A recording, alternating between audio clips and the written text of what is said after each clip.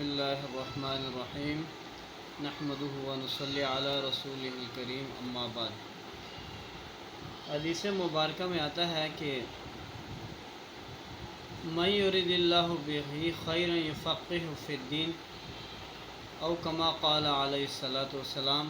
یہ حدیث مبارکہ مشکوٰۃ شریف صفحہ نمبر 23 پر ہے اور یہ متفق علیہ حدیث ہے، یعنی یہ حدیث بخاری اور مسلم شریف میں موجود ہے، جس کا ترجمہ یہ ہے کہ اللہ تعالیٰ جس کے ساتھ بھلائی کا ارادہ فرماتے ہیں اسے دین کی سمجھ عطا فرماتے ہیں، دین کی فقہ۔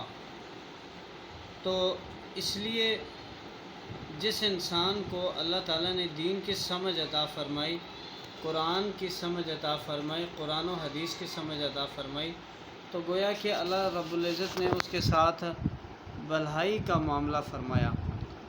اس لیے وہ لوگ خوش قسمت ہیں کہ جن کو اللہ تعالیٰ نے قرآن و حدیث کی سمجھ عطا فرمائی ہو اور وہ دنیا اور آخرت دونوں میں کامیاب ہیں۔ اس لیے آج اس بات کی ضرورت ہے کہ ہم سب قرآن مجید کو سمجھیں اور احادیث نبویہ کو سمجھیں۔ جتنا وقت ہم دوسرے علوم کو دیتے ہیں، دنیاوی تعلیم کو دیتے ہیں، اتنا ہی وقت ہمیں چاہیے کہ ہم دین کی سمجھ کے لیے وقت نکالیں۔